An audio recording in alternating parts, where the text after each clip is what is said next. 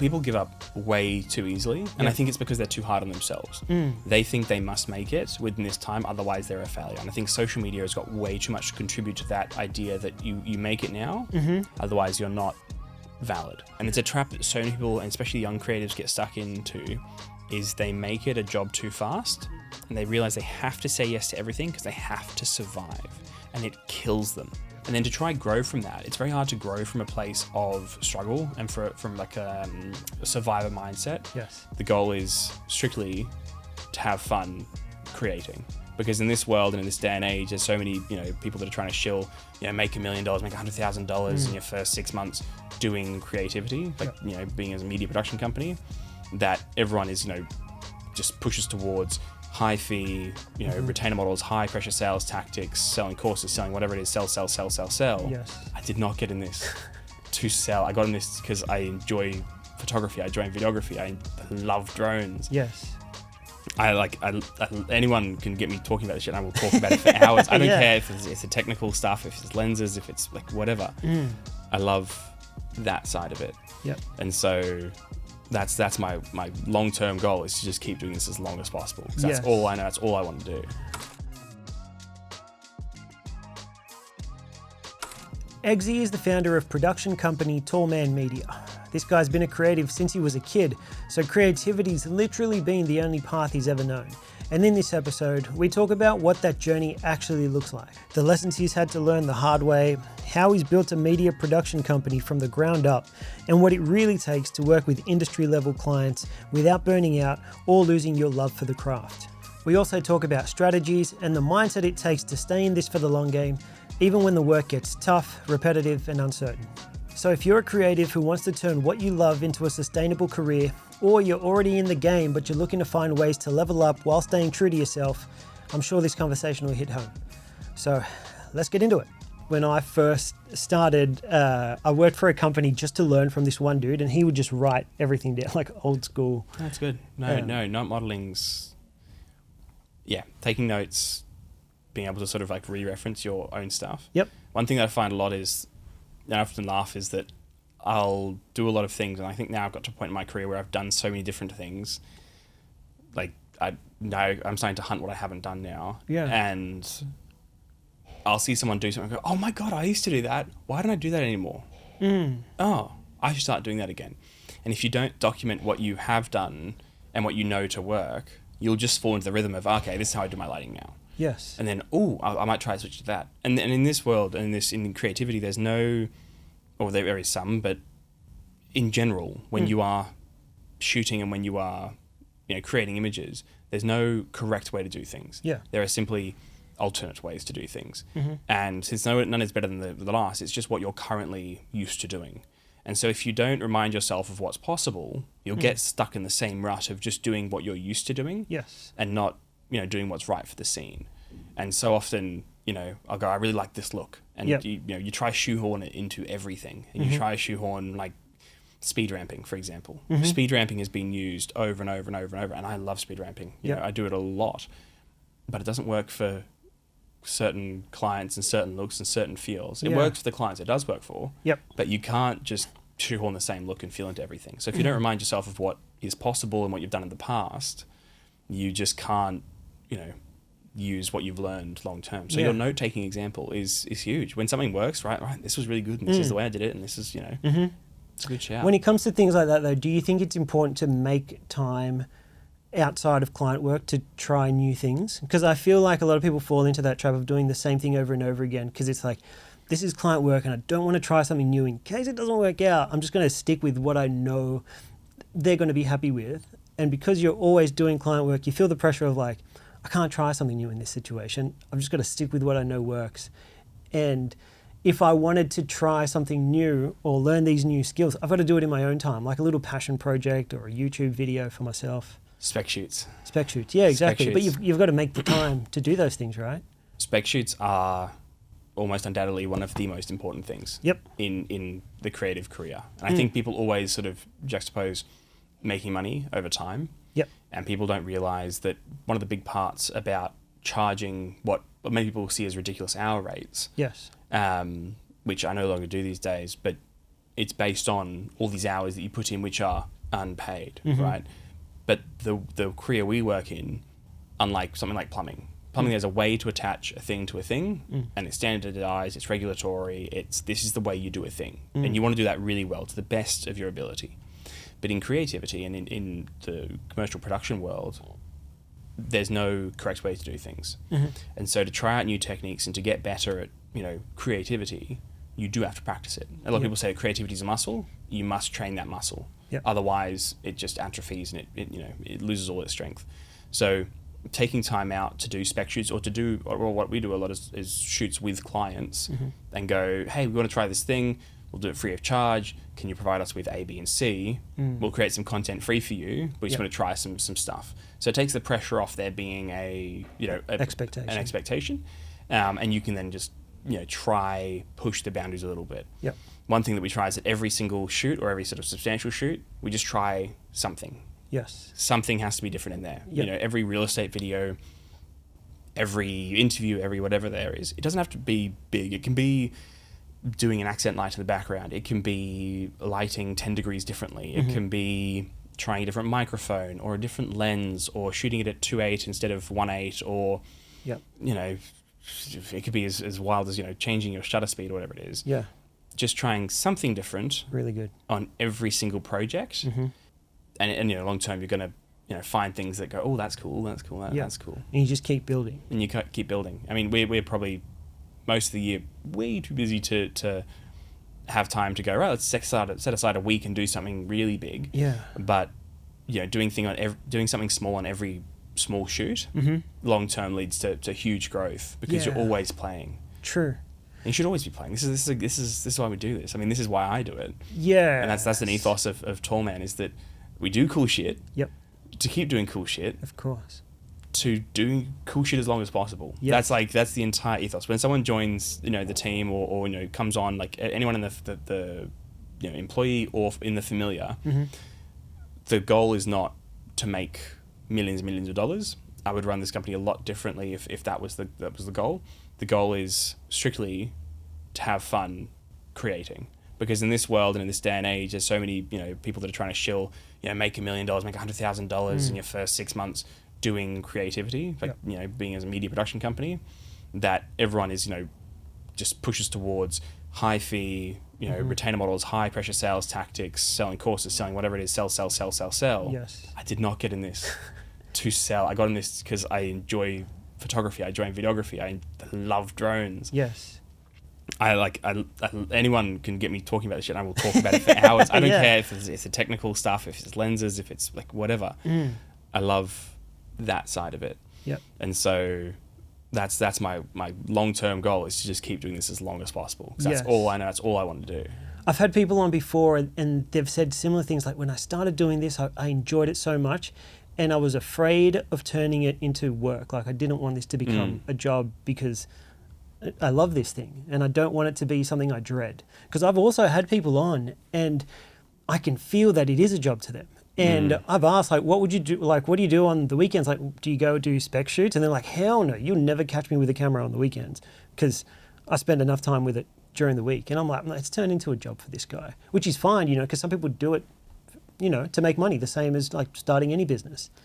But then there are others that just love it because they really, really love it. And they don't want to lose that. And it's like, how do I make money from this, turn it into a business, but not lose the joy? It's a very big question. It's one that, like, multiple times throughout my career, whether like working for myself or other places, it has something that has like seriously troubled me in the past and scared me, honestly. And although there's no right or wrong answer in it, I think that for myself, it's been, as long as your key focus and your key goal, and you keep coming back to that, is to enjoy what you're doing, then you'll find a way to make it work. There's a very common quote, which is, you quit the 9 to 5, so you work the 24/7. But, if you do enjoy the 24/7, then it's all good. So I'd say, get yourself stable, because when I first moved to Sydney, I was 17 and I started working freelance right out the gate. And I remember I made like $35,000 that year, which was not a lot, And to live on that barely scraped over the line. It was like every week was like, please pay this invoice so I can pay rent. Mm-hmm. And in that way is very, very hard to stay passionate, because you have to scrape for every $200 job that you are spending 8 hours to accomplish. Exactly. Yeah. You're working well below minimum wage. Yep. You're scraping together, you're taping together lenses to to make it work. You quickly lose passion. Yep. Because you are doing things which you don't enjoy doing. Yep. But pushing on those evenings to go, I'm going to go out and I remember there was like a few photos of just going and walking around the neighborhood at like 2 a.m. in the morning, just going, okay, I need to find a photo to post it on Instagram. And you did a lot of that. I scrolled through, and there's a lot of you just in the city. What would you call like urban shots? And it just looks like you're out with your mates, just trying to shoot cool shit. Yeah, that was almost like pre like, I think that was like pre-17. Because I think I started super early. Like I first picked up a camera when I was like 12, 13. Wow.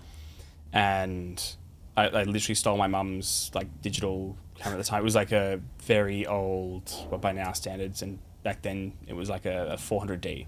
Yeah, wow. JPEG only, 12, maybe 14 megapixels. And then from there I got obsessed with short films, actually. Short films was where I was like really into. Yeah. And I was very lucky to be homeschooled at the time. And my best mate, Noah, his dad was, I think, a little bit, he was a bit over what he was doing at the time, which is manufacturing. It was a food manufacturer. And he had picked up a GH4, or GH3 even, right? Okay. And he'd gotten really into that, and he was like, I'm going to quit, this. He sold his company, and he became a wedding videographer. Wow. And he was obsessed with cameras. And so kind of his son then became, and he's my mate, so we all kind of got into cameras, and we made a bunch of short films and whatnot. And funnily enough, he actually was went on to win the first short film which we kind of worked on together as as a homeschool community, maybe 30 families. We actually took out a New York Film Festival award. We took out the International Youth Silent Film Festival in New York, and that was a pretty big thing. And then I was like, this is bloody awesome. I got to shoot this project with mates, and this was just lots of fun. And then everyone kind of went, okay, cool. And then they went off to do their own things. My mate became a clearance diver. Sorry, not a clearance diver. That's military. He was he does works under boats and whatnot in blind viz sort of conditions in Scotland now. Oh wow! Right. Others went off to be painters or carpenters or whatever. Yeah. And I don't think, one thing that I always reflect back on is that no one, I think, ever told me to be realistic. No one had told me, okay, probably a good thing. And what are you gonna do for a career? And I think when I was 19 or 20, it started to click on that there was no moment that I was sort of didn't think it was going to be anything else. Really? And I knew this was going to where I was going to go. Wow. And it sounds really. Did you have a plan, or was it just, this is just what I want to do? I don't really know how I'm going to get there. That's going to sound not what I want to do. This is what I'm going to do. I'm going to be a video photographer. I'm going to be a videographer. I'm going to create content. Yep. By whatever definition. I'm not going to be a influencer or whatever, but this is what I'm going to do. Yep.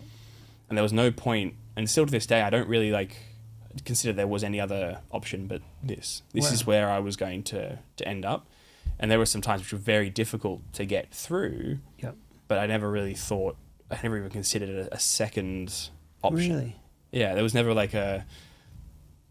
a reconsideration of, okay, well, if I don't make rent this month, because I'll just have to make some more phone calls. I'll call up, hey, you got any projects this month? What do you need help with this thing? I'll just come assist for a day.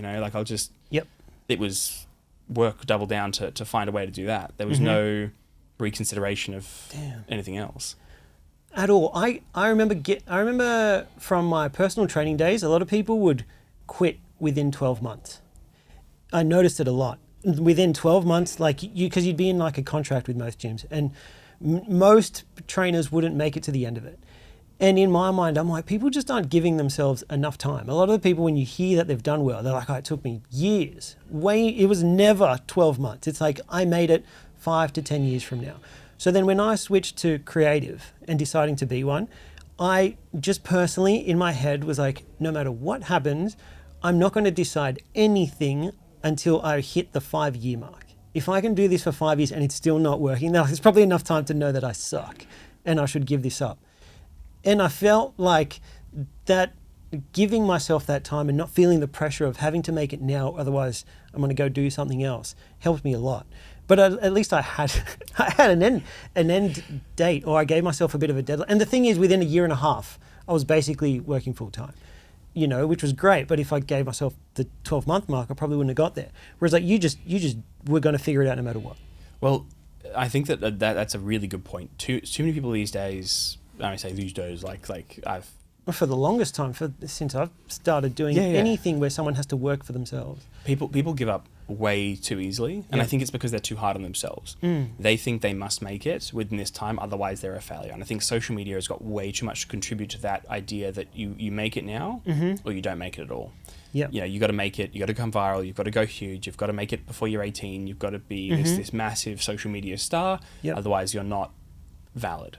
True. And it destroys people. People like lose so much hope when they post something and it doesn't get any reaction at all. Yes. Which is like part of creating is doing it not for that without reaction, and not using numbers as metrics. Yes. In that sense. It's hard to do, man. It's really hard, and I think that it's really hard for the generation like my generation. Like I'm Gen Z, right? Like which is we're born on the internet, raised on the internet, and although I didn't grow up on the internet until I was like 13, 14, I wasn't like iPad in my hand kid.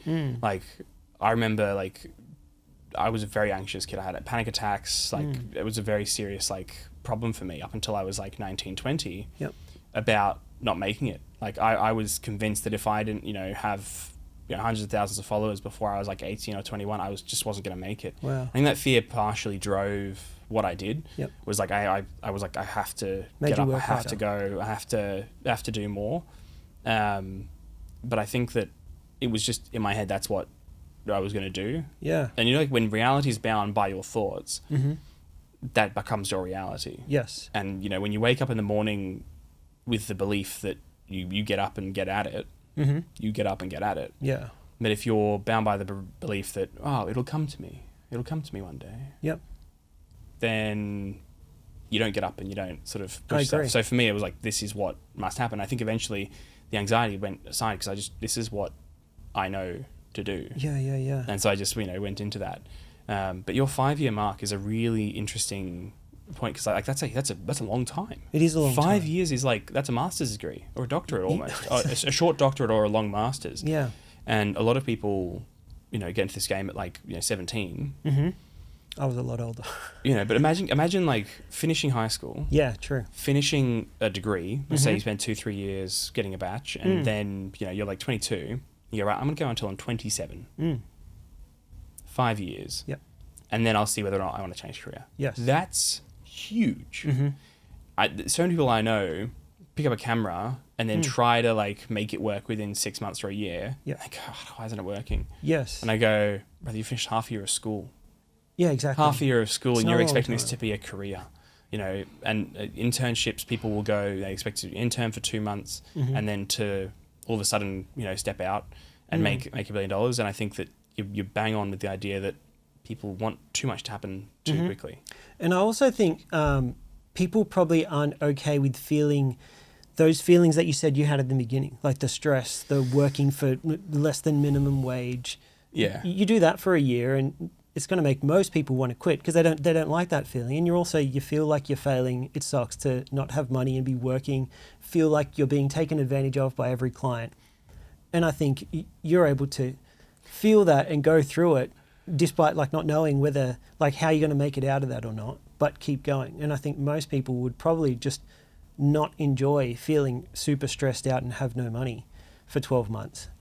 Yeah, well, it wasn't much more than 12 months, like 4 years or something like that. Yeah, like, and I think exactly. that it's to quite keep going. It's quite like funny because I think that if I had known that there were things I could do, like I could go down some other path, probably would have. Yep. I just don't think that I ever realized that I could do something else.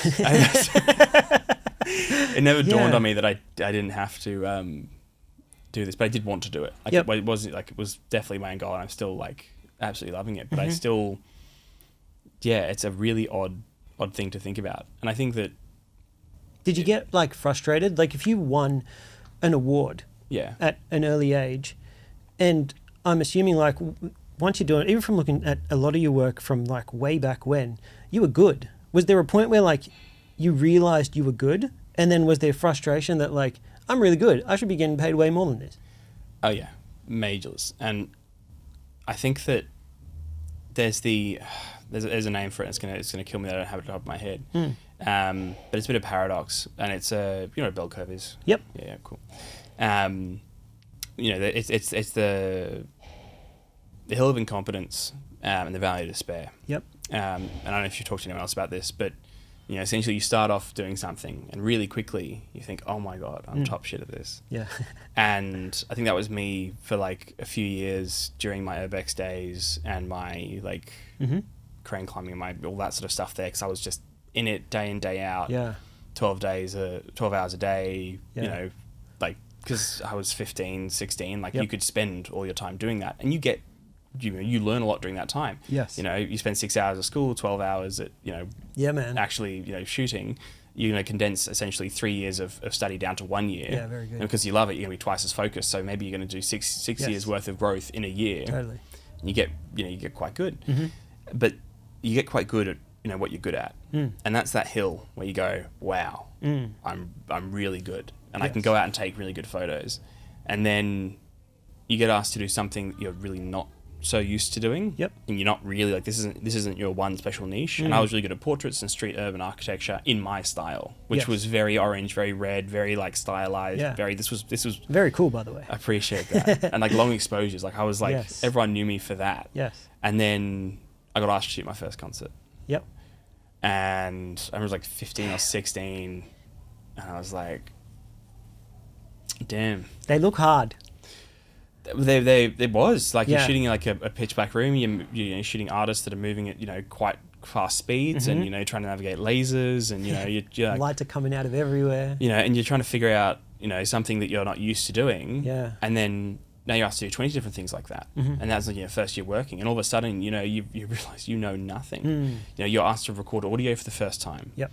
You know, and then, you know, there's just so much. You realize that, you know, you're worse than when you first started. Yes. And you're so much worse than you were a year ago. That self-doubt is huge, to the point where I think it's actually detrimental. I think that for a year or two there, my skill like level decreased significantly, and I think every time that from lack of confidence, maybe lack of confidence, lack of just like, I'm that guy. Yeah. You know, like you lose that like the realization. Now you're kind of like, okay, and this is a camera, and that's shutter speed, and I'm pretty okay. That's aperture, and if I do that, it should look good, instead of like just going and, oh, nice to meet you. Let's take some photos. You know, which is like the confidence that, you know. And every time I think you level up, you kind of get back to that level of like, I actually have so much more to learn. I have so much more to learn, and there's all the stuff that you don't know, but there's so much more that you don't know you don't know. And you almost start to realize like how far you actually have to go. Yeah, and I love that like every single time I pick up a new camera, every time I delve into a new thing,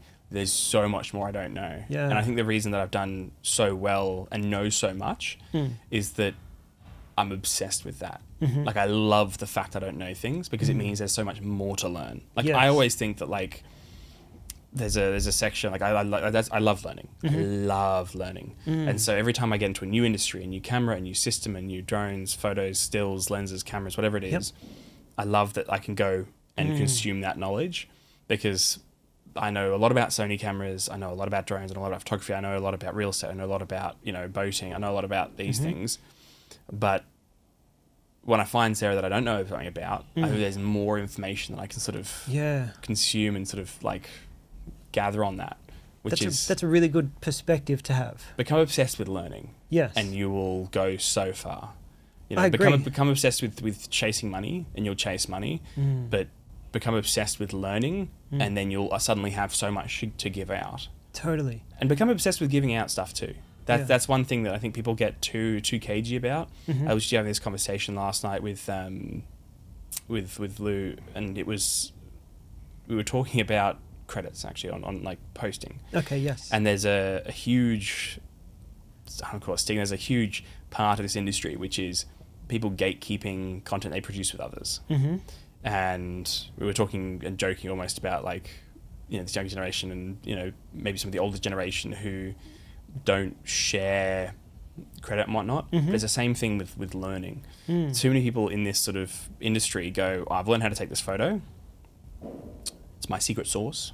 Yeah, it's my style. I found glimmer glass. I found I found how to use a flash for the first time, or whatever it is. Yeah. And they think that if they give that out, they'll suddenly be worthless.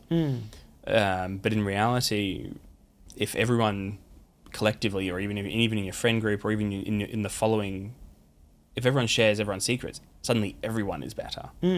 And if everyone's better across the board, then everyone has more value. Yep. And I promise that the thing I know plus the thing that you know Yep. equals something that we both don't know. Yes. And I love being in rooms with creatives who, we'll approach an interview scene and we'll go, oh, we'll do this with the lighting in the background. But how about we bring the light closer in the foreground? Oh, why are we doing that?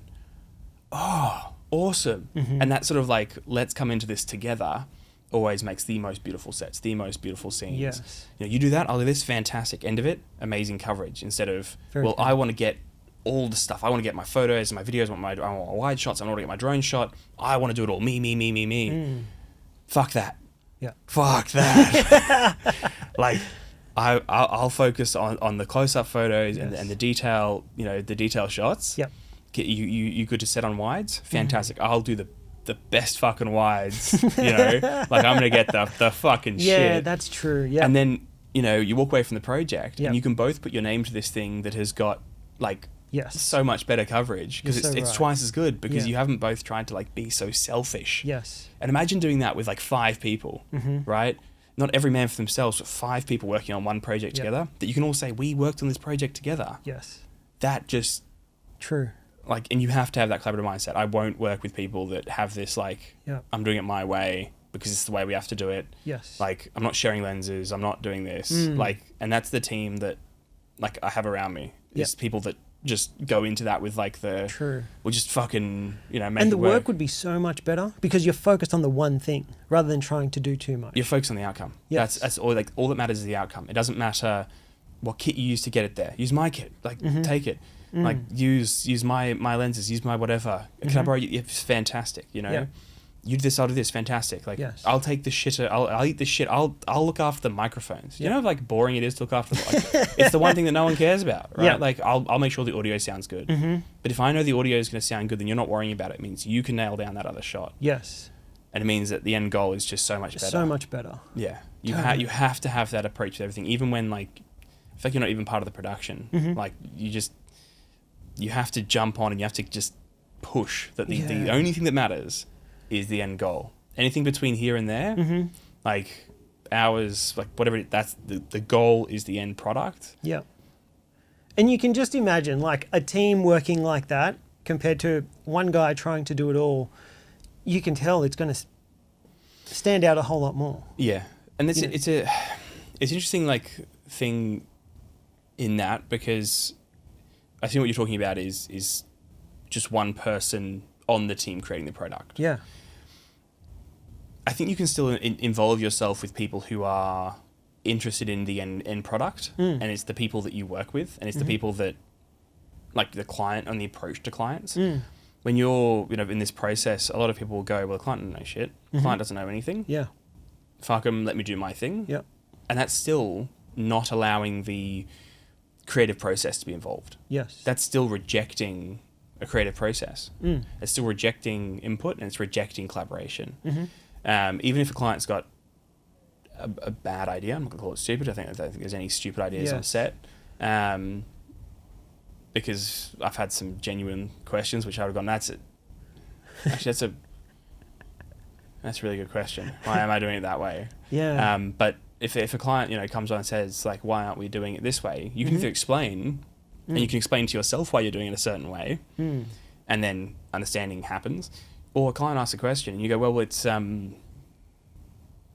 because no, that's a good point. Let's give that a crack. And you have to keep yourself open to that kind of collaborative element. So even if you are working as a one-man band, a one-man operator, and look, a lot of our shoots, we do solo. Like whether it's myself or Lockie or anyone else, we do it as a single operator. Yep. There's just not budget. It's smaller ticket items. Yes. But it's still a collaborative process across the board. And even when you come back into the the editing suite, feedback, revisions, and clients have got they're buying a product from you end service. Yeah. Don't try to shoehorn too much of your I know best kind of thing onto it. It's true, right? And you need to approach, for me anyway, in my experience, I've had to approach every client differently because I've had, example, right? I've had one client come in and say, I know absolutely nothing. I just know I need to make content, but I trust you with everything because I honestly just try and make content with my phone and I don't know how to do it. But I know this is important for my business. And then on the other hand, I've had other clients bring me in and they've got a whole marketing team. They've put together absolutely everything. The brief is put together. The script is made. They're like, we just want you to come in and film what we've already created. And the approach is very different. Yeah. It's like that conversation you have when a client first reaches out changes everything. And understanding what exactly do you need me to do here? Because it can't always be you being the person who thinks they know everything and knowing your place. Yeah. In the process of what they're trying to create. Every professional will tell you this over and over. Yeah. Is that you can't give the right answer until you've asked the right questions. Yes. I love comparing, creatives to chefs. You never go into the kitchen and tell, the chef, your grill's 5 degrees too hot and this and that. You say, oh, this is the way I like it. Mm-hmm. And they go off and cook it for you. Yes. But if the chef doesn't ask you how you like your steak and it comes out well done, you can't get angry at them for it being very good, for being well done. Yes. So it's always a collaborative process, but at the end of the day, you got to trust professions in what they do. Yes, I love that. I had a conversation last week with a guy on the pod, and we spoke a lot about during this conversation you have with a client is both agreeing on what the expected outcome is. Yes. And if you're both not on the same page on that, it usually ends poorly. Yes. Yeah. And explaining to them what is it that you want to achieve, and we touched on this before. Is it that there are certain things that can be measured and certain things that can't? Brand awareness or as your brand grown, it's very hard to judge off of one video. Yeah. But you can probably measure reach and click-through rate and likes and follows, especially with I've thought about this a lot because it's what is it? You can measure width. The reach, how many people, how many likes, how many followers. But it seems a lot harder to measure depth. Did someone that watched this, did it connect with them? You're only going to see one view. And I've realized my own habits. I've watched certain creatives and I will watch absolutely everything in depth. I'll be taking notes. But on their side, they just see one view. Yeah. Sometimes I don't even like it or leave a comment. Not because I don't like it, but I'm just too into it. No, it's funny that I genuinely sometimes leave comments just for that. I'm like, yeah, you've made a good more. video. Yeah, I just need to I need you to know that I've seen because this. it's hard to measure. And how do you explain that to a client? To get good outcomes, good input, right? Yeah, you bang on every. I'd rather sit down for 10 hours for a 1 hour shoot and make sure that we're aligned from the get go. Yeah, and I think it's one of the biggest things that probably ego gets in the way of, and that starting out I had a huge problem with was going, I know how to do this thing, or I think I know the best way to do this thing, let's go into it. And even if I did, the client may have wanted something different. And I think if I can do three things on the menu, I've still got to listen to what they want to order. I think people get a lot caught up in being an artist. Yes. And if you want to create art, that's fantastic. Yep. You then sell your art. Don't get someone to buy a piece of artwork that you haven't created yet, because it's not. People get way too tossed up between creating art and creating content with your skill. So having those calls with the client, going, right, what's the end goal of this going to be? What's this going to look like? What's this going to feel like? And are we trying to get followers? Are we trying to make sales? Are we trying to whatever? Define that. Once you define that, then you can create a plan. This is what we're going to do. We're going to shoot on this day. We're going to shoot this sunrise. We're going to get talent. Budget for talent. We're not going to shoot with talent. We're going to shoot, just some lifestyle B-roll stuff, and it's going to feel warm and summery. You don't want it to feel warm and summery. This is a winter campaign. Okay. And we can revise throughout that step. Because even if you have the pre-prod call and you sit down meeting and you go, right, this is what we want, you can go away and have a different interpretation of that. And I know it's not always possible with budgets, but it'll save you time in revisions just to write shoot plan, shot list, these things. I think that almost always critical failures come when there isn't clear communication. Yes. And you could probably create like a 5 C's: constant communication, clears, critical, whatever it is. Yeah. But making sure that throughout the way you're asking those questions that we went back to again, but you know, when we talk about construction, right? Yeah. What do you want to capture with this project? It's a simple question, Yep. right?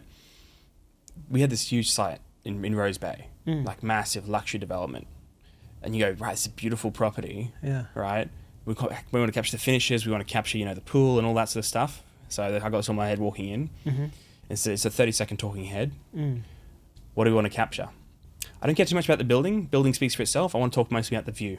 You know, the view is something that is very unique. I go, okay, fantastic. Throw that out the window, right? And if I hadn't asked that question, I would have gone, right, let's film in the bathroom. Totally. Because the bathroom's worth $1 million or whatever it is. You know, but no, we film with the view, we drone, we get a few shots of the building, client is stoked, right? Fit the brief perfectly. And it's those kind of, you know, things that you can clearly define outcome by making sure the income is correct. Very good. Now, in terms of depth, it's a bit, right, this is much trickier because, you know, you're counting views, it's a metric, much easier to do. But defining what that depth is before you start, you know, measuring it is going to be very important. And the biggest one is always like direct sales versus view count, and making sure what that outcome is like, you have to do that beforehand. So important, right? Yeah, and it's as bad as like cost. Like imagine like going into a shoot and, you know, going, oh, we can discuss pricing after the event, and you think you're here, and then the client thinks you're here, and you go afterwards, you go the invoice, and oh my god, you charged me how much? You know, like it's the exact same thing of, you know, what are you buying? You know, if I asked you, do you want to buy a bag of almonds, it's going to cost you $50, and you go, fuck no, $50 for a bag of almonds, that's fucked. Yes. And you go, and then you know, or imagine but imagine I pull out a sack of almonds that's this big, you go, oh my god, what a bug. And they're chocolate coated, get out of here. You know, you're like, absolutely right. It's you know, but if you go into it, I'm selling you a sack of almonds this big, they're chocolate coated, $50. You're interested, you go, awesome, that sounds fantastic. Or you go, actually I only want a bag of almonds this big and they have to be white chocolate, and you go, oh, okay, $10. And you go, fantastic, alignment. You know, communication, defining what is those outcomes. And if the client doesn't have, if they go, it's all right, I'll leave it up to you. No, you know, you need to hear something. You need something of like, I think that's one of the biggest pitfalls a lot of creatives and especially business owners sort of fall into, is that when a client says, I trust you. And as much of it is them, they do genuinely trust you. They've seen all your work. They love all your work.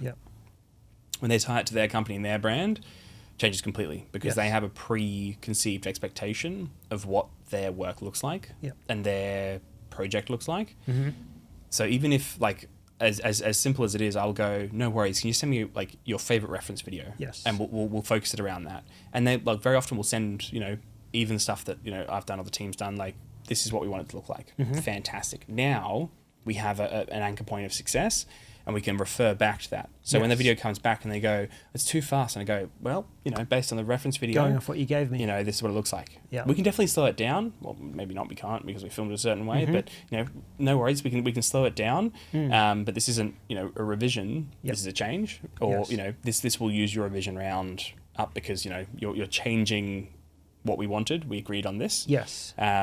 You know, as much as possible, even if it takes an extra day or two, like if it's a big project that's going to take 5, 8, you know, 2 days worth of editing, like I'll shoot the thing and I'll go, right, here's the song we want to use. You know, we will start with this intro, then outro, almost like a paper edit. This is what we're going to do.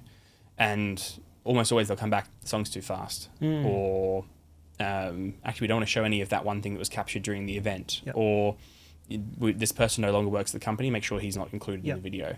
And again, every single touch point, it's just fantastic, you know. And it's those things will change your client relations drastically. To add to that, on a small note, it's very hard to over communicate. It is nigh impossible to over communicate. Like sometimes if you're badgering them over things that are genuinely inconsequential, like an AB color grade that's like half a stop different, and they won't notice it. They won't notice it. But the difference of going, hey, here's four tracks that we like. Yeah. We really like track 1. We're planning on going track number 1. Does that sound good to you? Very good. They feel involved. They feel part of the process. Yes. Fantastic. Nope. Track 1 sounds fantastic. Great. Yep. And I think sometimes people get annoyed about like, oh well, I want this way. But if a client comes back and they say, actually, track 2 just hits a bit different. Yep. It's much more on brand. Mm-hmm. You don't have to change the song. Mm. Imagine never having to do a song change ever again. Yeah. Like, so true. that would be the dream of like every editor ever. Oh my god, can I get a song change? Which it's perfect. Can I just get one small revision? Mm-hmm. Fixes all of that. Yeah, exactly. And I think a lot of it is because creative work is so subjective. Yeah. Compared to like your examples like plumbing or anything else, like a mechanic, it's like it's either fixed or it's not. Yeah. Right? Whereas it's like just with how ours, well it's fixed. Yeah. Yeah. Whereas like with our work, like I can like it and they may not, or they may love it and I may hate it. Oh, 100%. And if you don't communicate, that could easily happen because it's just taste. Yeah, and you cannot like be hard on yourself when a client doesn't like a project and that's you like a difficult one to because overcome. this goes all the way to the top. There's a reason why there's a director's cut and a studio cut. Yeah. The director's cut is what the director envisioned for this project. Yeah. It's what they wanted to do. And these are like hundreds of millions of dollars. And the director was like, this is the way I want it. And the studio went, no. Yep. Because the studio's paying. Exactly. That's why you have the Jack Schneider cut true. and you have the studio cut. Yes. Right? And when that can happen in hundreds of millions of dollar projects, Yep. you can forgive it when it happens to you for your $2,000 project. Yes. You can like it this way. It's not, you're not wrong for You're liking not wrong, it. yes. It's just, you need to do it this way for the client. And I think there's so many, Danny C, who's a YouTube, he talks about this in like literally the recent doc he did. He's a doc guy. And he was talking through his recent campaign for Hoka. And he's like, by the way, if you go watch the actual campaign, it will look a lot different because the color grading was done by someone completely different. This is the way I like it color graded. They wanted a cleaner look. And this is for like, a international campaign. Yeah, wow. You have to realize that the end product that's delivered to the client and posted, Yeah. I can say this from first-hand experience, is like 50% of the time not exactly how Yes. we would have done it right at the back. But that's collaboration for you, and that's Yeah, you have to be okay with that's that. part of the creative process. Yes, good. And another thing while you were talking that I was thinking of is understanding who you're trying to reach with whatever content you're trying to make, like understanding the audience and your business's audience. Because a lot of the time, if you understand the audience, it may not even be what I like or what the company likes. It's like when you were talking about the construction place and you're like, no, we really need to focus on the view. A lot of the times they understand their customer more than anyone. And I've had situations where I've worked as part of a team. My learning experience for this, right, is we were actually working for this gym here and we were creating a campaign. And I asked the question, like, who are we trying to get from this campaign? It was a challenge. And it was like younger females, like a 20 to 25 age demographic females. I'm like, well, we should probably listen to the 25-year-old female that we have on the team rather than what I think. I'm like almost a 40-year-old male. So like what I like may not be what 20-year-old girls like. Not only may not be, probably won't. Probably won't be, right? Probably so won't. then, and I have to be okay with knowing that my idea may not be taken up in this situation. Like we should probably listen to her because her world and what she consumes and what she likes is probably more aligned with the people we're trying to reach here. And understanding that takes you a long way. And it's the same thing as what you're saying. That guy probably understands that the people that are going to buy this space are probably going to want to know what the view looks like. And I would do the same. I'd walk in and be like, this bathroom is sick. We've got to shoot this. Yeah. And then he'd be like, hang on, mate. The people that buy this probably don't care too much about the bathroom. Let's not focus there. When in the luxury space, the age demographic's a lot older.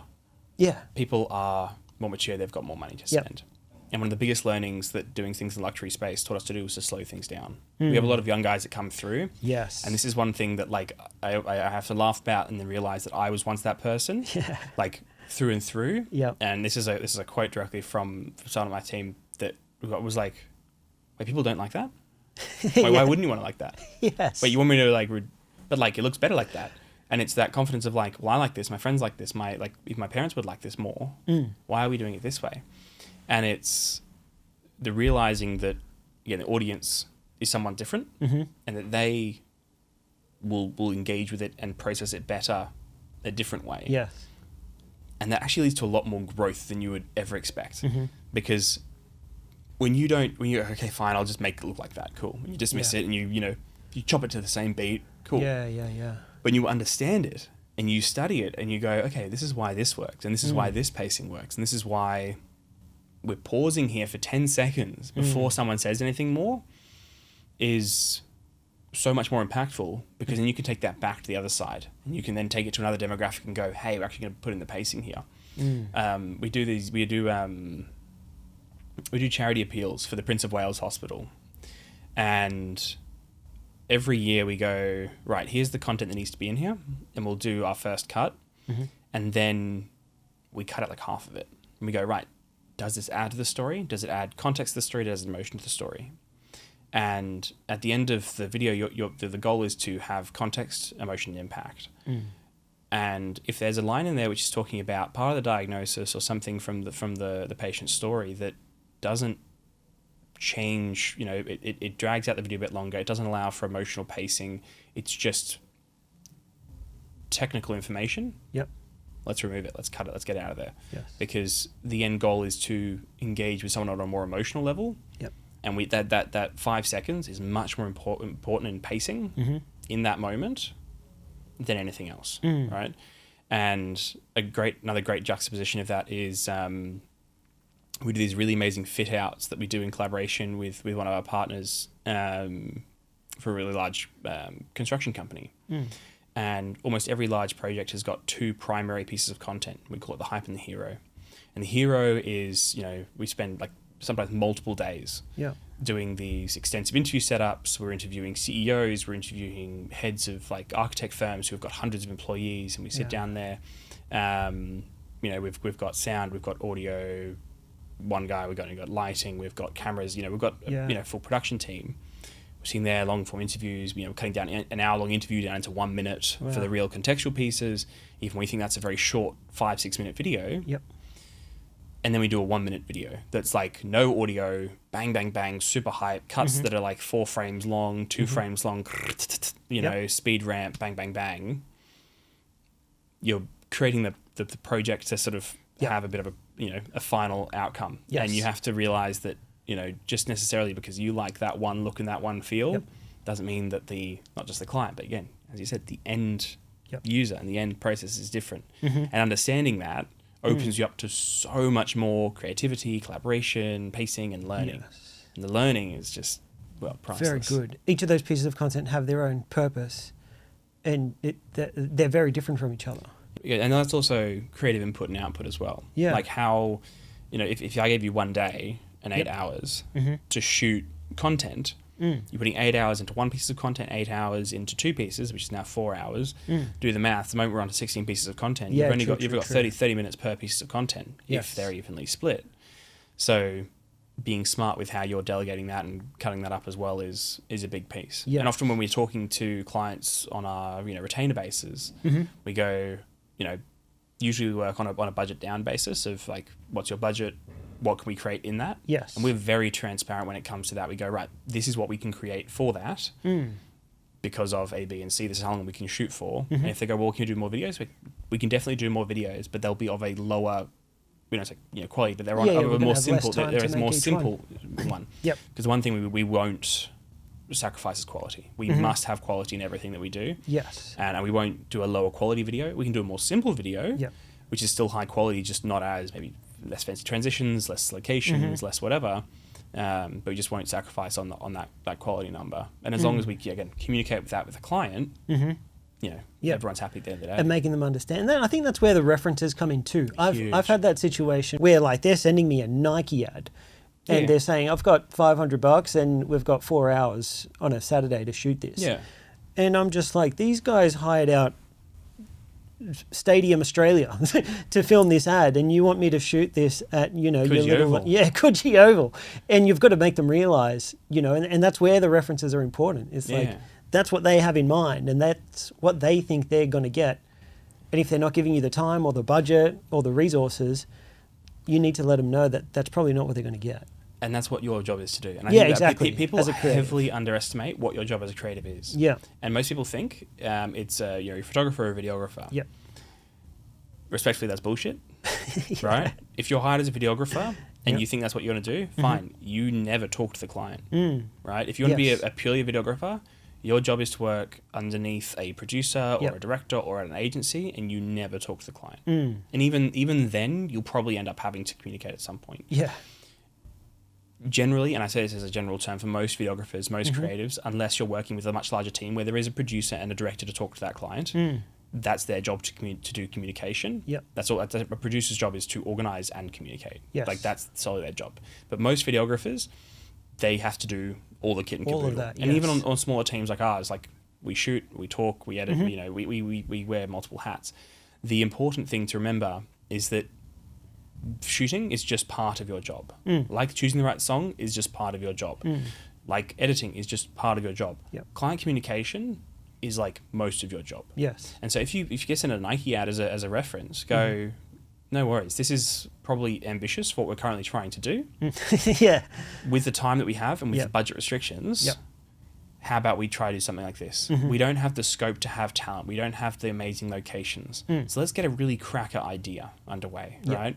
How does this feel and does this resonate with your brand and your outcome? You know, oh, you want to talk about, you know, an individual's goal to strive for greatness. We can control the time of day. First thing, sunrise. People, you know, you got determined people. We want people up at sunrise. Fantastic. We can't really do a 20-shot sort of like montage of people, you know, struggling throughout their life. But what about like a really nice 3-shot, you know, shoes on, deep breath, crack a sunrise, 1 bead of sweat dripping down a forehead, wide pull-out shot. We do that really, really well. It'll have a deep impact, and it fits within budget. Very good. And then the client goes, yeah, okay. Yeah. That's much better. And your job up until that point, you haven't touched a camera. Yeah. You haven't touched a lens. You haven't touched your editing software. You've pure. This is all just like paper and references. Yes. You know, here's how a sunrise looks like. Here's the location we can have access to for free. Yeah. And this is communication with the client. That's very good. And if you can do all of that, and then you can hold the, cutting myself off here, but you can then have a great outcome. Yeah. And I've got a really great example of this recently where this was a time poor sort of situation where we didn't have much time. And we had, this was for Porsche. We had 2 cars we wanted to showcase in a Christmas piece. Constraints. Can't drive the cars. It's a big one. It's Christmas time, so we want to do it at night. Yep. And we need to shoot it and deliver it in quite a short turnaround. Yep. So, solution, cars in the showroom, big Christmas tree behind them. It's a one shot, one very slow, long push-in shot. Right? We spent 2 hours prepping the cars, cleaning. My amazing producer and partner had ordered these custom bows for the front of the cars. Wow. So they were fantastic. They won and they looked really great. We did, I think, 4 or 5 rehearsals where we just pasted in. Yep. There was a script, so she would just read off the script. I just walk forward, no gimbal, no nothing, just write. And then the last 2 times I pick up a gimbal, had a heavy camera on it. So, you know, right, pacing. We had someone hiding inside the car, like inside on the floor in the front seat so that they could switch the lights on. Okay. Because this was a vintage car, which we couldn't start. Yeah. Because it would chuck so much smoke into the showroom. Oh, wow. That it would set off the fire alarm. So we had to have to manually switch on the lights and pacing it all. 3, 2, and lights, and key for the second car. All right, cool. Okay, we need to 2 more seconds to start. Gotta get 2 more seconds at the start. Paste it out. Yep. And at the end, it's a 20-second shot. Wow. 1 slow push in. And yeah, probably 10 hours of preparation for 20 seconds. Yep. You know, you can't really over. Yes. Yeah, that's like if you work on the time for seconds, that's like 30 minutes per second. Mm-hmm. Yeah. And then if you look at the editing, which we probably had 4 hours of color grading, sound design, and audio voiceover. Yeah. You might almost be up to 45 minutes. Yes. Per second of final product. 45 minutes. True. And that's huge in terms of and so much communication, so much preparation. Yes. So you nail your preparation. Your 5 P's: prior planning prevents piss poor performance. Like, that, yes. you've heard that a million times. Yes. There's a reason for it. Yeah, of you course. know? So nail your preparation, and you'll nail your outcome. And when you know the outcome, that time you have for preparation is so much more efficient. Yeah. Yeah. Very good. Get good ways of preparing stuff. Yep. Everyone that does well in this industry knows that preparing is like most of the work. Going out there and shooting it is like. Yeah. What do you enjoy the most? The pre-production, the shooting, or the editing? Different projects is different. Yeah. I think it has to be varied. I think you have to love the whole process. Yep. You have to love some of the really shit parts too. You have to love the changes. You have to love the negative elements of it. And even when you don't want to do parts of it, you have to enjoy that. You have to like get excited about maybe the end product. Because if you're not excited about like having calls, then you're not going to be excited on the phone call. Yeah. And if you're not excited on the phone call, then you might not get the extra budget. And if you don't get the extra budget, you might not get the additional asset that you want to then get the final product. Yes. So be excited about one part of the project if you're not excited about all of them, so that you can be excited about it overall. But I love planning. I love putting together concepts. Yep. Pinterest, Milanote, Monday, whatever. Like, I love that. Yep. And I push all the boys onto it as well. Yeah. Like, I've got a pretty open rule that if you want to do something, we'll do it. Cool. Just let me know what it is. Very good. And if you want to go out and shoot something, don't just be like, I want to go shoot some cars. Okay, what cars? Some fast ones. Cool, what fast ones? You know, and give me a color, give me a location, give me a scheme. What does the soundtrack look like, right? And by the time that's all together, that's something I can go, right, here's a plan. Let's go execute. You know, if a client comes to you, it's the same thing. We're going to go back and back and back to go, I want to create a video. Yep. Okay. Cool. What kind of video? You know, and then... Do you encourage your team to be the same way? Or do you find that... Because I feel like having a team, managing a team would be very difficult. And maybe there are some who only like editing or only like shooting. Do you encourage them to be part of the whole process? Or are there certain people you're like, you love editing, man, let's just get you editing?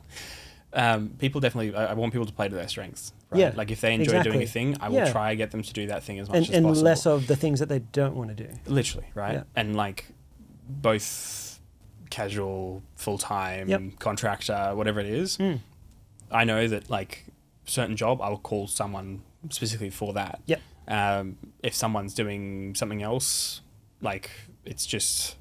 certain people fit certain roles. Yeah, of course. And as much as possible, I try to give them that. Again, the purpose of the company is for people to enjoy creativity and to enjoy creating as a team. And there's no reason to put someone who really doesn't do well in like a really fast-paced, rapid environment on that kind of shoot, because they won't enjoy themselves. And the outcome will be worse. And what about you?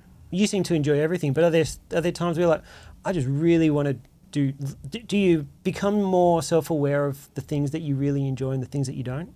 Or do you just like everything? I think equally? I like new things and pushing things. Yeah. Like although I got diagnosed at like 22, which I guess is actually more prevalent of a stronger diagnosis of ADHD when I was 2021, I think maybe 22, whatever it was. And part of that is understanding that like I get dopamine release. Yep.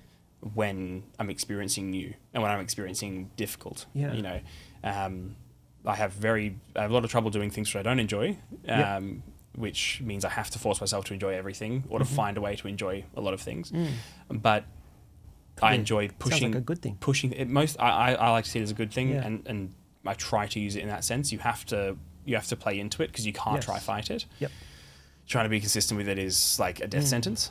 But in terms of what I enjoy pushing the boundaries or the limits of things. And sometimes that means I need to do a really boring shoot. I need to set up like the most simple of shots. This has to look simple. It has to look basic. Yeah. And it better be the best basic shot that's ever existed. Yes. And find a way to make it creative. Yep. Find a way to make it perfect. Or if it's an edit, find a way to, make it the best it can be or make the preparation. In terms of genre or whatnot, people ask often like, oh, what do you guys do mostly? And I have to just say sort of like we do the top 10% of everything because it is much harder to say we do boating, we do construction, we do real estate, we do aerials, we do documentary, we do social media, we do sporting, we do fashion, we do sneakers, we do Yeah, totally. We do. It's a good way to answer it though.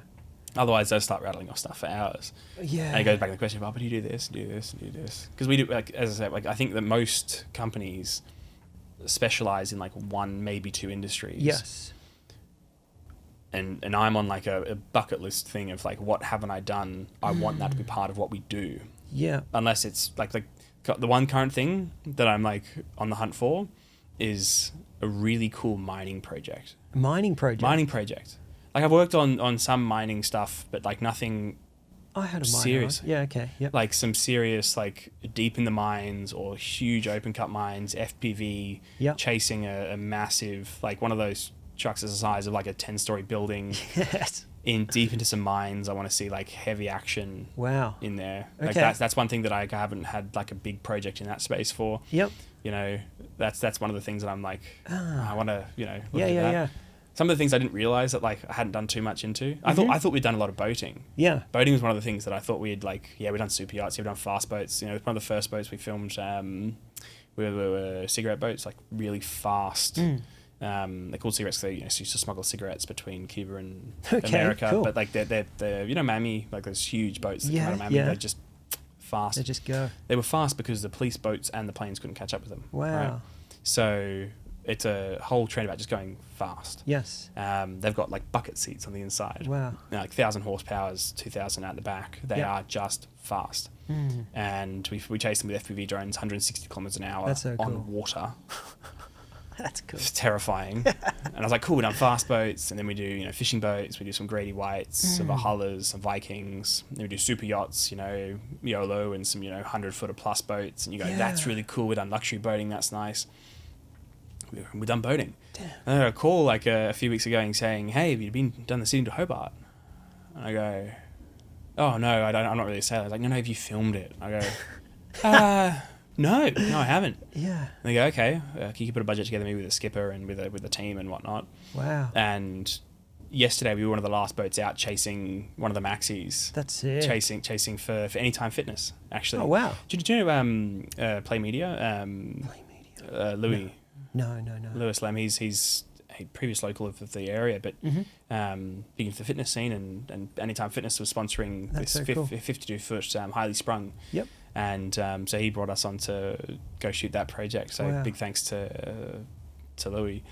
But we're out there on a 386 in 4-foot swell. I don't know if you know much about boats. That's a lot. brutal. Like we fell for 3 seconds yesterday up a wave. Damn. It was just like very, very tough conditions. If you watch the replay, it was just absolutely hell going out past those heads. Wow. But some of the coolest, Yeah. like some of those bucket list shots, you're like, Yeah. fuck yes.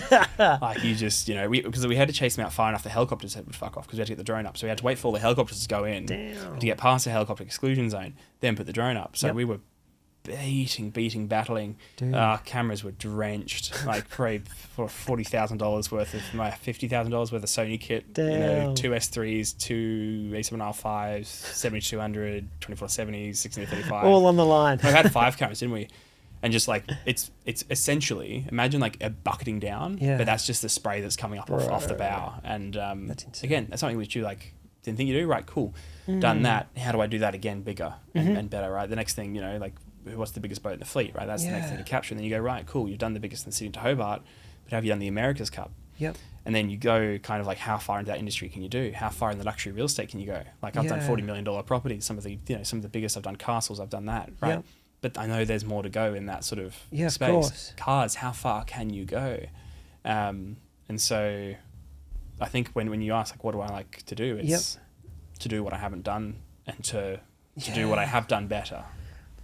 Do you feel like that could be a bit of a trap though? Because I'll tell you something that I've learned this year more than any other year. I mean, I think it's different. So I want your perspective on like how you see this.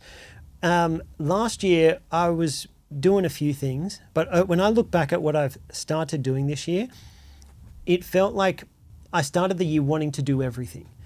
I really wanted to do everything. I'd see someone doing something like, I want to do that. And I'd see someone else doing something and I'd want to do that. And so I started doing it. I I built out a photography studio in Matraville, so it cost me a fortune, but I wanted it, so I did it. Nice. So I built that out. I now own a photography studio. What's it called? Kick Studio. Still, cool. Right? And it's 10 minutes away. But I've got this studio. Cool. Wanted it. Done. Started really focusing on this podcast because I'm like, I need to build it out, and that takes time and energy, right? So it's like, I wanted to do that. And then I had the studio there, and from having people on, they're like, why don't you run events there and meetups? I'm like, you know what? You're right. So I started running meetups. And I started doing all these things because I had that mentality of like, I want to do everything. And I was still doing client work. I was taking on more clients. And it was great to be able to say that I do all these things. But what I came to realize was like, someone said something the other week that really hit me, and he was like, you can have anything in the world, but you can't have everything in the world. And a lot of the times, and when he said that, I was like, this guy is so true, because I was trying to do everything, and it's like, you can say you're doing everything, but you're not doing anything really well. It's hard to do everything. Jack of all trades, master of none. Exactly, and that's what I was becoming, and I realized that halfway through the year, and I was like, it's nice to walk around and say, I do this, I've got the studio, I run meetups, but it's like, which one of them is like doing really, really, really well? They're all good. Do any of them meaningfully? Exactly. So then I had to then realize this and then be like, what are the things that I really want to do? What drives me? What do I love doing? And then focus on that. It doesn't have to be one thing, but it could be 2 or 3 things, but not everything. And it was realizing like sometimes you have to sacrifice certain things, and you can't do everything. You can try, but you're probably going to fail. You're not going to do it as well as the guy who does the one thing. Well, that is the saying, right? Jack of all trades, but master of none. Yeah. But you know the full quote, right? No. Jack of all trades, but master of none, but better than a master of one. Yeah. Is the full quote. Yes. Essentially saying it's better to be a jack of all trades. Okay.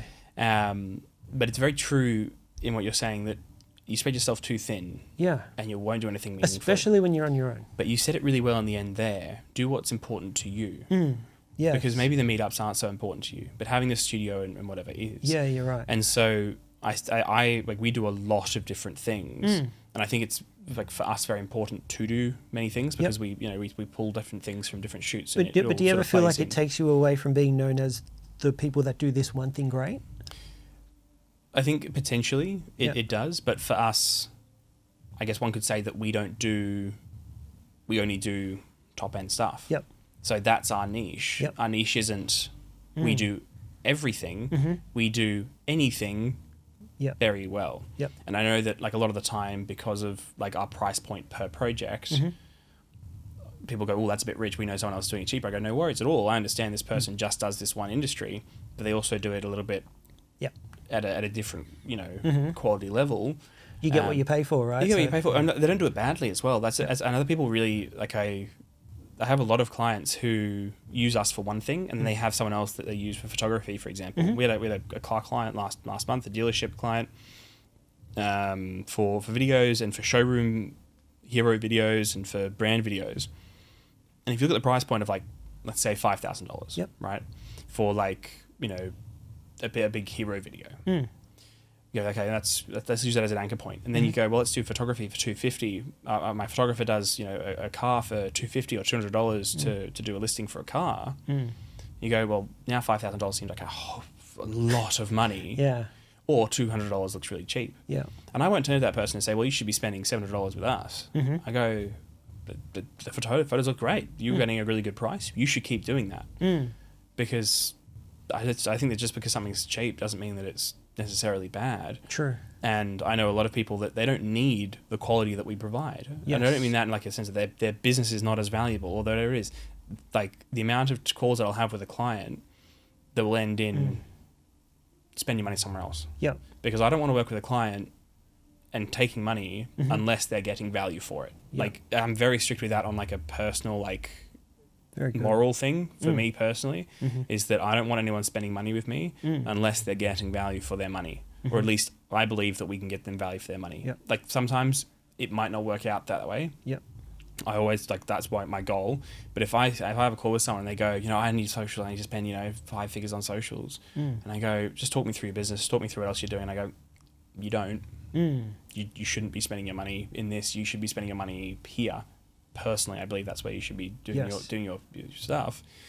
I think I've had a lot more impact in that. And long term, those are the same clients who will then have a friend who does need to spend, and they'll go, hey, have a chat here. Very good. Or when they have scaled to a point where they go, hey, now I need to invest in the media, and now I have the capital, and now I have the investment. Yes. And I can okay, now it's a much better position for yourself. Have you always been good at saying no?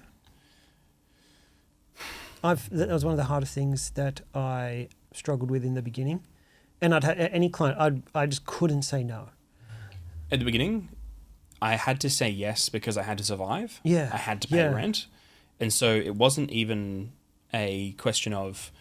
couldn't say no. I couldn't say no. And it's a trap that so many people, and especially young creatives, get stuck into, is they make it a job too fast, and they realize they have to say yes to everything because they have to survive. And they also think they have to be a full-time creator out of the gates, and it kills them. Yeah. Because if you have to say yes, you will say yes. Yes. And the amount of shoots that I did for like $200, as I said, that took me 10 hours to do. I had to travel from here to then have to then edit for 10 hours and then 25 revisions. And actually, can we get all the raw clips? And you have to say yes. Because I haven't paid an invoice yet. I've been through all that. And everyone that's made it has, right? Yeah. But I don't think that people should have to struggle through that. Like, I think if I started out, the number one thing I'd do is probably get like a really casual, really easy job, like switch off your bloody mind and just, 4 hours a day, pay rent. So did I. I wish I'd done that. Yeah. I didn't do that. I wish I had. Yep. If I, when I first moved to Sydney, so that I knew that rent was getting paid. I was very blessed that my main learning happened when I was like 14, 13 even. Like I could learn when I lived at home. I could learn when I was studying. Like I finished year 10 and then dropped out of high school. I was like, I'm not even going back for year 11. I'm dropping out. And I had those years where I could that's all I did. Yes. And I know my parents weren't super happy with me returning at like 3 a.m. in the morning from Sydney, from some suspicious locations and whatnot. But I was I will not understand how lucky I was to have parents that were that supportive. Yeah.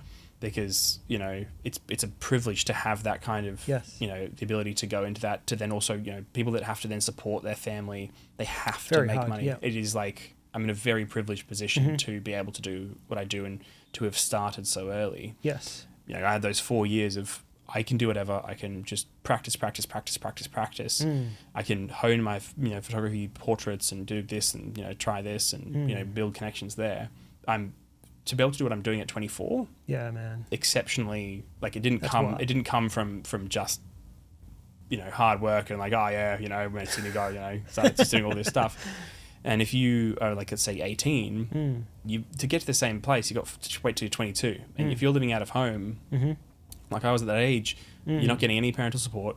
You're not getting any sort of like, you're out, so you have to make ends meet. Yep. And then to try grow from that, it's very hard to grow from a place of struggle and from like a survivor mindset. Yes. Like you have to say yes. So get yourself out of where you have to say yes as quickly as possible. And the easiest way is somewhere where rent's getting paid, food's getting paid. Yep. So my first 1 or 2 retainers were like everything to me. Yes. Because keeping them happy kept them super happy. Then everyone else I could either say no to or say yes to with restrictions. Now today, we've cultivated such good relationships with certain clients that, retainers, things are locked in, that if anyone else comes on board, I know that they're coming on board, that we can give them the full attention they deserve and the full quality they deserve and like 100% dedication to them. Yes. And we're not taking on a project unless we can deliver it to a certain level, and I don't see it as a saying no to them personally. Like we're not saying no. We're saying it's not a fit. We can't deliver. It's not us saying no, we don't want to work with you. It's saying we actually can't deliver what you want because what you want is something that fits within this budget. Yes. Because it's no longer it's not a rejection. It's a misalignment. Yep.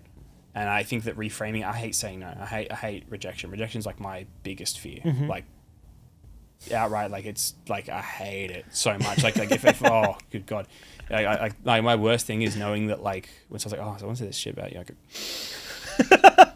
oh, shit, It gets him deep. It gets me deep, and I think that like reframing that was huge for me and realizing that I'm not saying no it won't work out because, either I'll be working too hard or I'll be delivering something that's subpar and I won't be happy with what I've delivered. Correct. Like I've done that in the past and it's like the worst thing when I'm like, you've paid for what you get, but what you're getting is like well below what I want to be doing. Yes. And you also get stuck in a rut. If you're a young creative and you're trying to survive, you're trying to pay rent, you're also taking on, let's say, more work than you need to because you have to take on twice the amount of work to pay the rent. Correct. And again, how many hours do you have in a day? You're going to have to split it between those projects, which means, this is why I think my creativity dipped so far, is because you're spreading yourself too thin. So each project's only getting 4 hours of time, 4 hours of time, 4 hours of time. The work suffers heavily. So realize that you can only spend a certain amount every week doing those projects. But if you have 8 hours a day and you have to spend less than 8 hours a day on every project, your project's quality is going to suffer. And when your quality of work starts to suffer, so does the quality of client, so does the quality, so it's kind of like a loop. True. So try not to get stuck in that survivability loop. And if you do, sometimes you need to just break out of it and get a part-time job or find a way around it. Most people talk about this, business, most businesses, 80% of businesses fail within the first year. Yeah. Right? 70% within the first 6 months. Yes. So getting past that first year, you've already made it past the vast majority. Yeah. 2 years, another 10% fall off. That. 3 years, another 2 or 3%. Yeah, man. There's so many people that succeed, and a lot of the time you hear people and you're like, well, what was it? They're like, I just stuck with it. Like it sucked, but I just kept going. But getting past that first year, like start off on the right foot. Yep. And realize that like overworking yourself and overburdening yourself is a really big headache. And being part of a team is one of the biggest reasons why. I mean, it's why I started the team. Like I could be a very successful freelancer. I'm not. Like, I don't think it's egotistical to say that. Like, I could, freelance to a bunch of agencies. I got multiple job offers when I left my last agency, 6-figure offers, and I was like, I want to have the volition and I want to have the autonomy to be able to choose the projects I worked on. I don't know, knowing what I know now, if I would have made the same choice or if I would have really been selective about choosing another company, but I'm very happy I did choose the path I did. Yep. And the reason I started the company was to basically have a group of who I'd call mates regardless, being able to work on projects as a collective and being able to share that workload. Because for me, it's about creating. Yep. It's not about admin. It's not about, the back end work. It's not about emails. It's about picking up a camera, creating. It's about editing. It's about creating that sort of story. And without being able to have the control over that side of things, I wouldn't have the control over the projects I worked on nearly as much, unless I was like very niched into a sort of like, you're the one guy that shoots boats or you're the one guy that shoots sneakers. And unless you're that one guy, it's very hard to be continually working on that sort of stuff. So the end goal is to create a company where the admin stuff will run by itself and the creative team just works together, a creative team. For us, it's not actually finding videographers, it's finding culture fit people. Yeah, true. Whose culture fit is the love of creating. It's not even like everyone clocks off pretty young. A lot of people clock in early, clock in late and leave early. Like we're like a work less kind of team. But finding people who just want to create cool shit instead of just wanting to clock in, get paid. But I think we don't I think on average we work probably less than the average agency, but it's about finding people that really love to create. And everyone on the team, from operations to invoicing to like everyone contributes on the creative side as well, which is like ideas from everyone are welcome. So it's kind of become a very, very, very collaborative platform, and that's like the next step is sort of expanding that probably to about like 10 to 15 hopefully in the next year or two, so that we kind of tackle any production of any size, because still there's that point where we have those productions which are like, okay, we'll bring on maybe like 4 to 5 contractors for the larger productions, and sometimes the people you really want to work with aren't available. And so kind of just bringing now a team that says like every day. You need that list of people, right? Yeah, but just having that list now in-house, we've now got 8 desks and 2 of them being hot desks, and 1 person works remote, but having, 6 now. Actually, shit, sorry. Missed one. It's my brother too. That's hilarious. given, I think it's fitting, given this is like my last episode of the year, this is a good time. This is a time where most people like set goals and they create their little vision boards for what they want to achieve in the year. So firstly, looking back on this year that's just passed, do you set goals? And then has this year panned out the way you envisioned from where you were a year ago today? Good question. We do a bit of planning as a team. The beginning of the year? At the beginning of the year, team comes together, and the planning is not KPIs. It's not how much do we want to make this year. It's not about any of that. It's what do we want to do this year. Cool. Like what do we want to go out there and do? And I feel very privileged to be able to sort of bring the team together. Right, what do we want to do this year? That's mad. Yeah. Like what's our goal this year? Yep. And there's a big long list of places, projects, clients. Mm-hmm. We want to work with these clients. We want to work with these projects. We want to work over these locations. Cool. And we know that coming to the year, most of them won't be able to do. Yep. Right? We want to go to the Bahamas or we want to go here, whatever it is. But throughout the year, that's where we're sort of targeting. Cool. We're sort of creating. Gives you a bit of direction. Give a bit of direction, and we want to target sort of prospective clients or prospective projects and sort of put it in that space. Yes. Those are the people that we're messaging on Instagram. Those are the people we're engaging with. Spec ads. Yeah. Those are a lot of brands that sort of like are in that space, maybe that side adjacently go, hey, I know you've got marketing budget. Can we just create something cool with you because you've got access to a ski resort or whatever it is? Yep. Can we come in and create something cool? And at the end of the day, employee, not employee, me, not someone else. If you take the budget out of it, right, and I told you, right, forget about the budget. Imagine you get to go to Threadbow and you get to create like an awesome ad. Mm-hmm. At the end of the day, does it really matter if you got paid for it? Right, at the end of the day, if it's for that company that you wanted to work with, at the end of the day, if everyone's still getting their salaries paid and everyone's still making money, that's a win at the end of the day for me, because the goal is to create cool stuff, not to make a shit of money with those exact projects. And so that was a really powerful thing for me, taking the money out of it. And so reflecting on this year, definitely a lot of things which we didn't expect to have happen. A lot of really cool projects which we weren't on the board, but some projects and some clients who were on that board, like exact clients, exact locations, that ended up calling us. Yeah, wow. 90% of the projects that we have, people call us. Yes. We don't have any specific salespeople. We don't have any, we do some DMs for specific clients. We run 0 ads. We run we get 0 ad spend on our external marketing. That's great. Like all of our stuff is referrals. Says a lot about your work, right? Yeah. Should be proud of that. We're just trying to find enough people to keep up with it.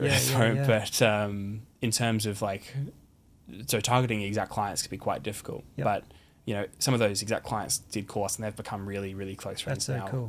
Which is really awesome. And so the same thing we'll do in January this year. We'll sit down and go, right, what did we do last year? That's fantastic. Tick it off. How are we feeling this year? Do we still want to do this? Do we still want to do this? We kind of did something better than that. Do you come back to them at certain points of the year? Like if someone were to set goals, like everyone does. They sit on a board. They sit on a board. You see them every day. It's a big whiteboard every day. You can look at it. So if a creative were to set goals on the things they want to achieve this year, how would you advise them to go about it, to follow through? Because most people don't. Really? All those... all those New Year's resolutions, they say by the end of January, they're all gone. They're all gone. I don't set New Year resolutions because I think resolutions are to fix something you're not doing, like going to the gym, right? Okay. And who says that anything's going to be fixed? Someone said something really good to me a year or two ago, maybe 3 or 4 years, God knows, time flies, which was don't set goals, set directions. Cool. And because if you set a goal, you're either going to complete it and then go, cool, I'm done, tick it off. Or you're not going to get there and go, I failed, and I've been a failure. I wanted to go to the gym 200 days this year. Cool. You either go 200 days and you go, cool, I've done it. Yep. Your dopamine reward, your receptor there it's been ticked off. You're not going to get the same reward for it. The same drive to reach a goal, it's not going to be there. And if you can't achieve it due to whatever reasons, you're traveling too much, the hit is a big hit. Yeah. But if you choose to get on the train heading in that direction, you're going to be on the train in that direction. And this year, I'm going to focus on my health. When you make decisions, you've just already decided that they're going to be aligned with that goal. And you can have a chocolate bar, you can have that stuff, but as long as your direction is health, you're going to choose to walk instead of drive. You're going to choose to do this instead of do this. This year, I want to be near the ocean more. Yes. not go to the beach 50 times. Yeah. And he's like, oh my God, it's December. I need to go to the beach 10 times this month. Fuck. You know, it's I agree. Ocean more. Okay. I'm going to go have my coffee this morning. I'm going to go drive 20 minutes to the beach. I'm going to have it near the beach this morning. Right. I want to be near the ocean more. I'm going to, do you want to go grab coffee? No worries. Let's meet up at the beach. You know, you want to go for a swim instead of let's go kick a ball around the park. I'm going to make that my year. So I think when you're setting up your goals, don't set them as hard do or don'ts. Yep. You know, because otherwise you're going to cap out early, or you're going to have this big disappointment. Yeah. And when the creative thing, same sort of space. Don't go, I will work with this one company this year. I will do this one shoot. Have this year I want to focus more on being technically accurate. This year I want to become a better handheld operator. This year I want to do generally these things. And then like this year I wanted to get off gimbal. This year was a year for me that like I wanted to do less gimbal stuff. And so on every project, even though like some things you just like have to be on a gimbal, real estate's a big one for that, like primarily smooth shots of rooms. On the higher end productions, I'd go, all right, this scene we're doing handheld, you know, bringing in talent, I'm going to shoot that handheld. And like, it wasn't detrimental to the end of the production. Again, this is like that 10% of the productions that I was talking about where you can make decisions and you can make changes. I'm going to take that off the tripod and handheld it. You know, I'm going to shoot this at 25 frames. I'm going to shoot this this way, and I can learn more in that direction. I want to do more on the water, you know, not I need to work with this one marine client. And I think making those directions means that, you know, you're not obsessed over this one thing missing the stuff on your wings, but you're moving in that direction, which I think is very, very important. Okay. How do you give and receive good feedback? In terms of? Like I feel like a lot of people struggle with knowing where they're at because they're not getting the right type of feedback. They're showing it to their friends, or they just post it and they get all these like fire emojis, and I'm like, that's not real feedback. And it makes it hard to know like whether you are improving or not. And sometimes you need those people that are just really honest with you. But sometimes being too honest can like hurt the creative feelings. Do you know what I mean? So it's like, 100%. how do you give feedback to your team without like crushing them? And how do you like to receive feedback on your own work? I think that first thing is always to ask permission. I think it's very important to ask whether someone does want feedback. Yeah, can I tear this apart? do you want like someone shows you a project, hey, I just finished this video, so you check it out. That is like, you know, if you think it's good, you know, that's cool. Sick as. Go with some ideas. You say if you think that's cool, man. Yeah, but if you think it's bad, like I think it's detrimental for someone to see something. Yeah, exactly. I think there's a lot of that. Yeah, but if you see a project that's good and you maybe see one or two things, right? You say that's, you know, like you give them a genuine, you know, honest response, which is, you know, that's fantastic, bro. That's bloody awesome. Yeah. Do you give them some feedback? Right? And if they're like, oh no, because our client signed off, I'm happy, I don't go, no worries. And it's hard. Like the biggest difficulty for me was learning that like you don't have to give feedback. Yeah. Because I think it's helpful. Right? I think you could improve this. Yep. But at the end of the day, you're happy, the client's happy with it. Get the fuck off your high horse. Your feedback doesn't mean shit. So, but if they're interested in it, and if they value your input. Which they might not think you as a good source of feedback, and they ask for it, deliver it in a way in which it's constructive and not sort of beating down, right? You know, if you're saying someone, you know, like what you should have done here, probably is, you know, a good way to what you approach could have done here, right? And it's a very subtle difference, but the way of like telling someone this is how it should have been done and this is the way it could have been done, lets them sort of go, okay, this is an alternative way to look at it. And if they deem it as an improvement, they can implement it in that sense. Yeah. But definitely, I think, encourage looking for that kind of feedback. So try find people who can give you feedback. Yeah, it's hard. And ask for feedback. Go out there. I have a lot of people, a lot of juniors, a lot of people who, hell, they're not even at the point where they, you know, they've asked for traineeships or whatnot. And I've gone, I think you've still got maybe 6 months to a year until you might be able to fit in with our thing. But hey, try, learn A, B, and C. Here's some great resources for you to look at. And every month or so, I might get a, hey, this is my most recent video. Love your thoughts. Yep. And there's one guy, like over the last like 6 months, he sent like 4 or 5 projects. And the improvement's been fantastic. Yeah. And I go, this is really good. Your sound design is fantastic. You've done really well there. Do you want some comments on some other stuff? And he goes, yeah, sure. I go, where are you, like, and I'll ask questions, you know, how you color grading? He's like, oh, you know, it's a bit limited here and there. The LUTs I have aren't so good. And I go, no worries. Here's a video about color grading. You on DaVinci yet? And he's like, oh, I'm not on DaVinci yet. And it's like, oh, I'll try and make that switch. And then, hopefully next month it's going to be, even better. So seek feedback, take feedback on if you think it's applicable for you. Because again, your taste is your value.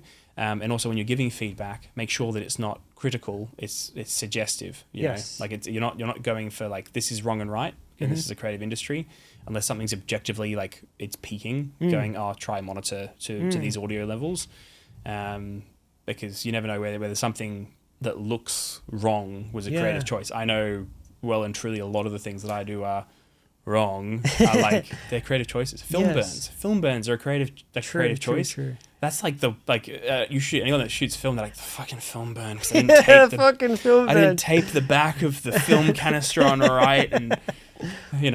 Sick film burn. Thanks, it's a big fuck up. Thanks for How good. Now, which is great. This has been fantastic, and I think since we're talking on feedback, you've already given me some feedback with my cable management. But outside of that, with this pod and what you see me doing, what's some feedback you'd give me? In what area? Let's talk about this pod specifically, like your experience coming on. What do you think of it? Could it have been improved on? What was good about it? I'll give you feedback in 3 areas if you'd like. Yeah, please. The first on your interviewing, which has been really fantastic. Which is really good. I think that a lot of interviewers really don't they overtalk too much. Yeah. And I don't mean that in the sense they talk too much. I mean that they cut in and they interject too much. Yes. Like I run a lot of high-end interviews. The biggest thing always. Like that any center is shut the fuck up. Let them speak. Like let them speak and don't like not hard. It's hard. No, that sounds good. No, I'm saying you're doing that well. It's so hard. People, is good. I hear you while someone's talking. I'm like I hold a gun to someone. Like if an interviewer is doing that in the middle of my take, I'm like so hard. But you did that really well, which is fantastic. I'm trying my best to really be a good host. Like there's a lot of that goes into it. It's really good, realize. And I think. Having your own stories which reflect on that is really good as well. I know the biggest thing for me is that I ramble a bit. Like it's just obviously like the way that I talk, but it can be a problem in many settings. So I know that like my own I'd prefer it more than people that speak really short and don't give you enough. Oh, it's definitely interview wise. Well, for the type of interviews that we do, we want short answers, but it's definitely better than the former. The studio space, I can't comment on too much because, I mean, first off, it is really well done. I feel like I can't critique it when it's probably in the top 20, 15, 10% of spaces that people have got set up. You've got great Fantastic.